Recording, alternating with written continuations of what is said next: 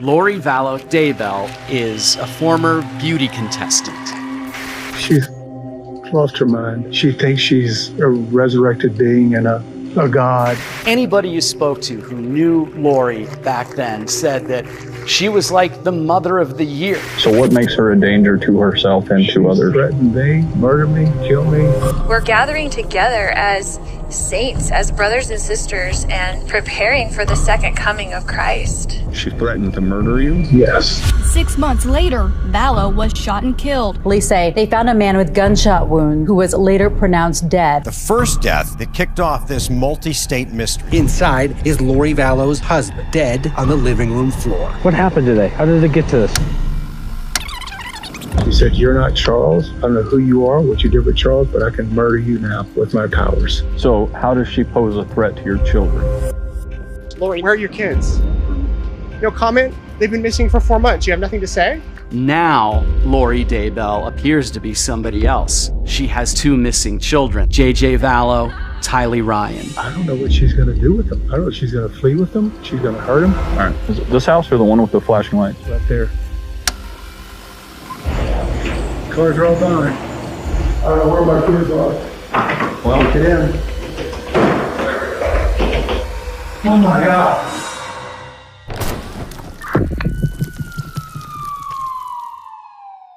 It all started on January 31st, 2019, when Charles Vallow was still alive and had just returned from a business trip to find he was locked out of his own house, with no sign of his wife, Lori, or his kids, JJ and Tylee. His car had also gone missing, and a large sum of cash had been withdrawn from his bank account. So in an effort to get some answers, he called 911.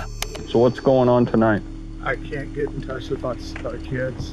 How old are your kids? 6.5 and 16. She's lost her mind. I don't know how else to say it. She thinks she's a resurrected being and a god, and remember the 144,000. Jesus is coming next year. So what makes her a danger to herself and to others? Threatened me, murder me, kill me. She threatened to murder you? Yes. She said, "You're not Charles. I don't know who you are, what you did with Charles, but I can murder you now with my powers." Is this just all recent, or has it been going on? Been going on for about 4 or 5 years. It's gotten really, really bad lately. She goes to the temple every day and speaks with Moroni and Jesus Christ. Last couple of days, she says, "I'm not Charles. You're not Charles. You're Nick Schneider." According to Lori, Nick Schneider is an evil spirit who has possessed Charles' body, and he believed these threats against his life were very real. In the last few years, she had become obsessed with the teachings of a man named Chad Daybell, a man well known for writing dogmatically and teaching his thoughts about the end of days, the second coming of Christ, and other more unique concepts like evil spirits and zombies. Both Chad and Lori were also members of Preparing a People, a cult who were preparing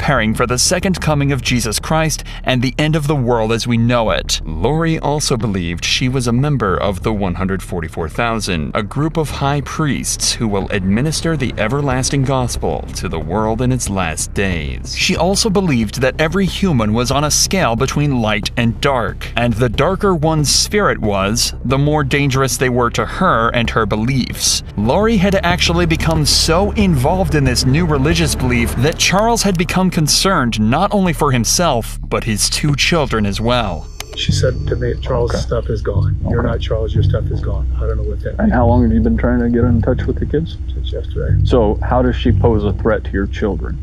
I don't know what she's going to do with them. I don't know if she's going to flee with them. She's going to hurt them. And today she said, "Come take the kids. I don't care what happens to them. I just want to see my boys okay," and she's got a pickup order. A pickup order can be obtained after one parent fails to deliver a child to another parent. As Charles has not heard from his kids in days, he felt he had no choice but to take action. The cops then helped Charles get back in the house, but it was too late, as Lori and the kids were gone. The very next morning, Charles called 911 again, this time directing them to a hotel in Gilbert, Arizona, where he believed Lori was hiding out with JJ and Tylee. This time, though, Charles had managed to obtain an emergency mental health petition, a note that would require Lori to check into a mental health institution and undergo assessment. What's going on? Why is she here and you're not here, or are you staying here with her? Long story. She's had kind of a break from me, and I've tried to support her as much as I could, but it's gotten really, really bad lately. She's had a break. She says, "I'm Nick Schneider. I've taken over Charles's body, and Charles has been killed. I'm going to kill you. You're going to be murdered today or tomorrow. Charles had already tried to find Lori earlier that morning by turning up at JJ's school, but despite seeing her car in the parking lot, there was no sign of her at all. However, she had left her purse in the car, so Charles took it in hopes that it would stop her from getting away. This worked perfectly, as she walked into the Gilbert police station later this same morning to report her missing purse. But her version of events was much different. So this morning when I took my son to school, he was waiting somewhere and stole my purse out of the car, my whole purse. So my phone, my wallet, my money, my everything was in there. What is it that motivates him doing this kind of stuff? Did he say why? I caught him cheating and I had evidence and I told him about it, and he travels a lot for business, so I told him about it and told him not to come home and that his stuff would be gone and that his car would be gone and all this thing. So he's a little mad. She claimed that she'd caught Charles having an affair and told him not to come home, locking him out of the house and taking his car. The first of many carefully fabricated lies that would not only ruin Charles's life, but end it. Police informed Charles that he can't steal Lori's property no matter what the motive. A deal was then formed between them saying that if Charles returned her purse, then the police would immediately follow up with the mental health petition. But eventually it went through, and Lori underwent her assessment. However, in 2 hours, Lori was released with the doctors finding no issues at all. This decision sentenced Charles to death and put his kids' lives in jeopardy. Charles filed for divorce, and 6 months later, his body was found at Lori's house with 2 gunshot wounds across his body. The fate of his children was now in the hands of their delusional and dangerous mother. Hey team, we got one subject down, apparent gunshot wounds to the chest. He's right here in the living room. Firearm's gonna be in the front door, in the front bedroom, laying on the ground next to a case. You wanna stay in here? I'll see if I get this guy's info. When Charles's body was found, an investigation determined the shooter to be Alex Cox, a man who just so happened to be the brother of Lori Vallow. What's going on? What happened? He came at me with a bat. Okay. Was he living here or visiting? He came to pick up his son. Okay, is the son inside? No. My sister took him to school. Okay, so it was just you at the house? Yes. And he came, how long, what time did he come to pick up the son? I don't know, 20 minutes ago maybe. Okay, so you know who he is, let him in? Yeah. Okay. No, I think they were talking earlier, then she left, and then he got into it with me. Like what? What do you mean? I don't know, he was... Alex seems very vague in his answers and says he can't remember exactly what happened, other than the pair simply got into a fight. But those kinds of answers aren't going to satisfy the cops, especially when there's a dead man involved. So you get in an argument? What is it over? Well, it was over my sister. He was getting physical with her, and so my niece came out with her bat, and then he took the bat away from her. Wait a minute, I thought you said your niece left. She did. This was before. So before your sister and your niece left, yeah. At some point your sister and her husband are arguing. Yes. Verbal argument, and then your niece pulls out a bat. Well, it wasn't verbal. He was getting close, and she came out to defend my sister with her bat. Your niece. Yes. Okay. And then she poked at him, and then he took it away. Okay. And then he's coming back at me, and he still got the bat in his hand. I'm like, what are you doing? And where are you at it? Where are you both in the at? living room. Okay. And then I turned around, and he hit me in the back of the head with the bat. I went to my room and got my gun. I always carry it. You went to your room, meaning the room you're staying in? Yeah. Okay, and you brought a gun with you? Yes. Do you always Yes. bring a gun? Okay, why didn't you stay just in your bedroom, close the door? Is that something you didn't think about, or? It didn't even occur to me. This final statement should actually have torn down Alex's entire argument, as it technically proves this wasn't self-defense at all. When Alex went to his room to grab his gun, he should have been able to usher his family inside, close the door, and stand his ground from there. Instead, he grabbed his gun and without a second thought, ran straight up to Charles and shot him. But at this point, there were still so many looming questions. The cops decided to bring in all parties back for an interrogation to try and get to the bottom of it all and figure out exactly what happened to Charles. Start where you think it makes the most sense. Okay, so we moved into this house 3 weeks ago because he offered to get me a house here where all my family is. We were in Houston. We had decided to separate or whatever, so he's like, well, I'll pay for a house for you and for JJ and whatever, because he's all about JJ. He's never about Tylee, but he's all about JJ. Because we adopted him together. He's his great nephew. We adopted him as a baby. He came when we first moved in and brought me stuff from Houston, like a U-Haul, and then he hasn't been back. But it's all these threats on my phone all the time, you know, like whatever, all these things. And then he told me, what kind of threats? Just, he's always mad at me, right? And he doesn't want a divorce, but I don't like him and don't want to deal with him, so that's just how it is. So we married for 14 years, we dealt with it for 14 years, of him being horrible to her. Like, he gets in huge fights with her, a lot of things, but anyway. Immediately, Lori describes Charles as a man with violent tendencies who had a history of aggression against the women he had married. If she can convince detectives that Charles had a temper, it would make their version of events even more plausible. So he went back to the Houston house, and he's like, I'm coming on Wednesday night, and I'm going to come pick up JJ and take him to school Thursday. Pick him up Thursday, take him Friday, whatever. And I said, Casey wanted to come to the house, and I said, you can't come stay at this house because you can't get along with Tylee. She's a minor, and she has to live here. Yeah. So Casey gets in huge fights with her. Okay. And she hates him. And so I'm like, you can't stay at the house, so I will book you a hotel, because he stays in hotels all the time because he travels for business, and the business pays for it. What does he do? He works with teachers and their retirement plans, but he goes to them at their school. He mostly works in California. Okay. He has like books of business in different areas. And so he just goes wherever. Okay. It kind of just gives him freedom that he doesn't have to stay home every day and take care of special needs. Yeah. It's like an excuse, right? He came over in the morning and he's like banging on the door. I'm like, oh great, here we go, you know. And then JJ was like, oh, Dad. And then he was like, Mommy, and like ran to me and was like holding me. He's like, you're not taking me to school. And I was like, it's okay, Dad, I can just drive you to school. It's no big deal. You know, just trying to make it whatever. Calm. Yeah, calm. And then he was just being real smirky and real like jerky, you know, to me. And I was like ignoring him, whatever. And so he was like, but your brother lives there with you? No. Okay. He had stayed with me last night because I was worried he was going to come over and cause trouble with me. Okay. Just wanted someone else there, like my brother there, because I trust my brother. They would claim self-defense as the reason Charles was killed. And as the cops continue to question Lori, they start to believe this even more. He goes nuts. He's gone nuts on us a lot of times. Tylee and I have had to leave with JJ over the years probably 5 times and just stay in the hotel for 2 days because you don't know what's going to set him off. Like, she's mad at me for always like going back, but we had JJ and he's special needs and it's really hard. Like, it's even hard to take care of by yourself. So you thought, and I don't want to put words in your mouth, but you thought it was possible that he was going to hurt you? Absolutely. He was going to hurt me and Tylee. Okay. Not JJ. He never hurt JJ. Okay. And he hurt my brother. Like, he was going like ballistic about it. Was bad. Okay.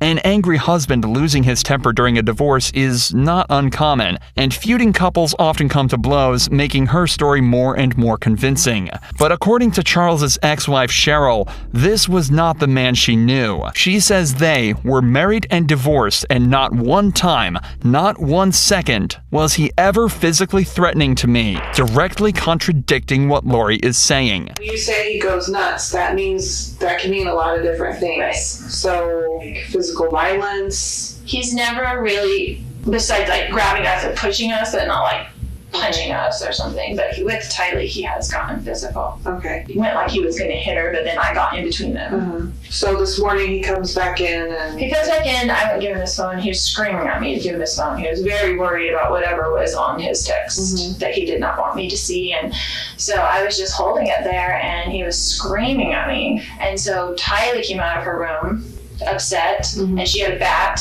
and she told him to leave her mother alone, like, right? So she was really whatever, and he's screaming at her, don't you hit me with that bat, blah, blah, blah. And then my brother heard all the commotion because he was in there in bed, and so he came out into the main room and he's yelling at Tylee, don't you hit me with that bat, and blah, blah, blah. And so Tylee, I guess, I don't know if she swung at him or what, but he like grabbed the bat from Tylee and then went to like hit Tylee with the bat. It was, and I was right there, they were right there, and my brother grabbed him from behind, like just to stop him from hitting Tylee. They got into the thing, and he's hitting him with the bat, and they're on the ground, like grappling around or whatever. And then, and he hit your brother with the bat while they were grappling and stuff? Yes. But there are lingering questions left by the investigation. One such example being that the autopsy ruled one of the gunshots impacted while Charles was on the ground. Imagine being in a situation where you have no choice but to shoot someone. You'd probably freeze up, and you'd do anything you could to avoid anything but incapacitating them, instead of finishing the job. So it seems strange that Alex decided to shoot Charles a second time when he was already flat on the ground. Furthermore, it also seems strange that it would take almost 45 minutes for anyone to call 911. Although she claims it was down to shock, this is conveniently just enough time to concoct an alternative version of events and a solid story to give to the police. Okay, so you hear the argument, you step out, what's the first thing that you see? Charles chasing after Lori. Okay. Had Tyler already gotten the bat? Did he already have the bat? Okay. So Charles is coming towards Lori. He's coming towards Lori, and I shoved him back. Okay. I said, "What are you doing?" Because he's coming at her aggressively. Okay. He's a big dude, so I wasn't gonna. So he's coming at her. Yeah. And you shoved him back. Yeah. What happened right after that? So I went into the bedroom where he was staying and grabbed back down. I came back. I said, "Put that bat down." He's like, "What are you gonna do?" So you're gonna threaten me? I was like, "No, I'm just gonna defend myself. So you put that bat down." And he goes, "What are you gonna do it like that?" And he came at me. Okay. And he'd already hit me in the head. So you gave him, how many times would you say you told him to, like, put the bat down? Once. Once? Okay. And then he started advancing towards you? Yes.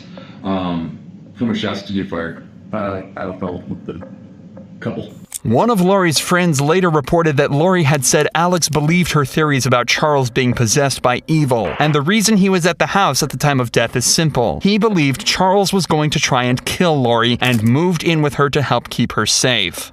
I didn't see the shot, I heard it, and then I came back around and I saw that he was on the ground. Okay. And I was freaking out. Yeah. And so I was just freaking out, and it just went into mom mode. I'm like, I've got to go to get JJ to school, I've got to get to the kids. I just went like, I got to get to the kids. Mm-hmm. And so I just went outside and to see if they were in there okay. I didn't want them coming back in the house when all that was going on. And Tylee was like looking at me with like the crazy eyes, like what just happened. And I told her to get in the car and we're going to take JJ to school. Mm-hmm. And I just left. When you came back in and you saw him on the ground, where was your brother? Did you see him where he was at? Yeah, he was right in front of him. Did your brother say anything to you at all? Do you remember? No, we were both just in shock. Okay. Like, it was just I didn't say anything. I went out with the kids just to check on them first, and I was going to come back in maybe, but I didn't. I was like, I just have to get him to school. Okay. And call the police and come back, you know. Did you or your brother say anything at some point about calling the police or calling 911? Do you remember?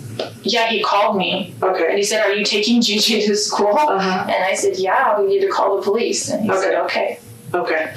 So he called you when you didn't come back inside, basically? Right. Okay. Because I was like in the car for a minute, and then I was like, what do I do? It looks on the surface that an enraged Charles stormed the house and started shouting at Lori. Alex decided to intervene, fearing for his sister's life, but what started as a disagreement quickly turned into a fight, one that would end with Charles lying cold on the ground. And Tylee seems to back up what Lori and Alex said when she tells her version of events. I opened the door, and it was my stepdad, and he was just screaming at both of them, and so I just kind of stuck the baseball bat out there, and then he just grabbed it, and so I fell to the ground, and then my uncle I saw him take a step back, so my uncle, I think, grabbed him and kind of took him back so he couldn't do anything, and so my mom said to go with JJ, and so I ran out the door, and then I kind of just stood there, and then eventually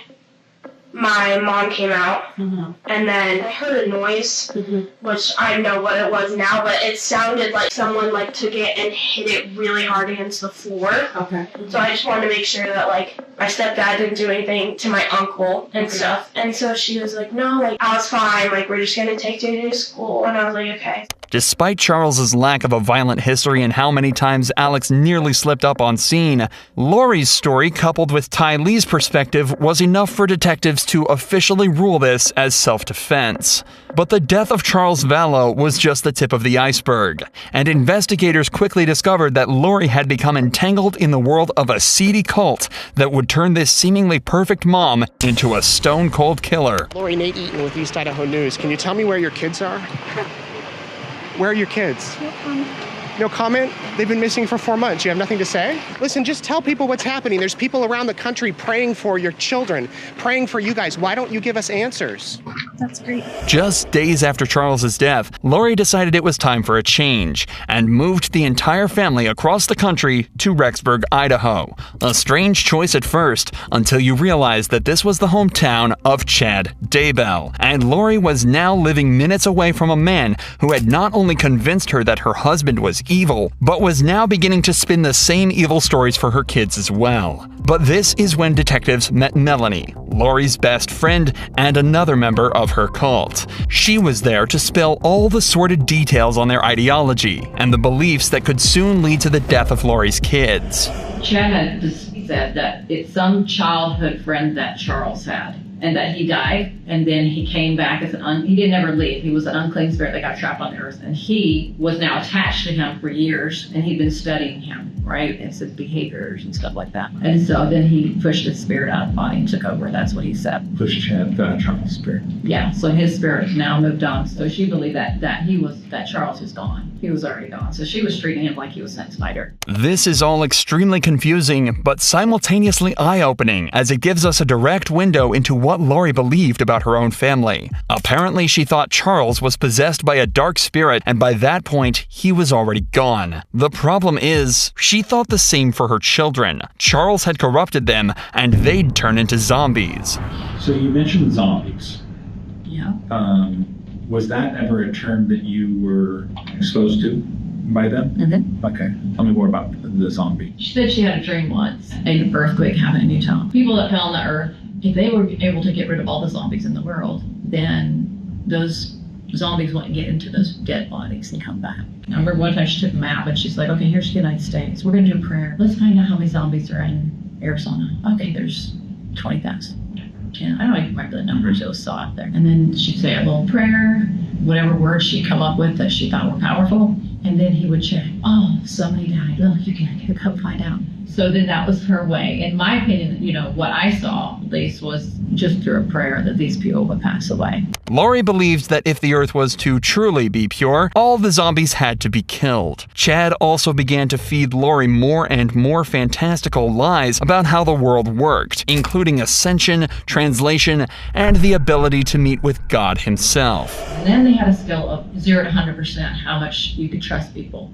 I was supposed to be like 97%. They were always building me up. Anyway, she would sometimes share like, oh, this person or that person, that's not trustworthy, it's this person, that was their booking. What about, maybe you know or don't know, vibrations? So vibrations, yes, I'm aware of that too. So according to how he would check, he used that little pendulum thing a lot. I didn't know that in the beginning, but anyway, 1,000 was supposed to mean, if you got to 1,000, that means you're translated. Or you're beginning your translation. And then as you get higher in your vibration, you could portal at some point, maybe, I'm trying to remember what she would say, 2,500 maybe, or something like that. And so the more you went to the temple, your vibration would increase. So it's just like your light would increase, your vibration, that kind of idea. Okay. If that makes sense.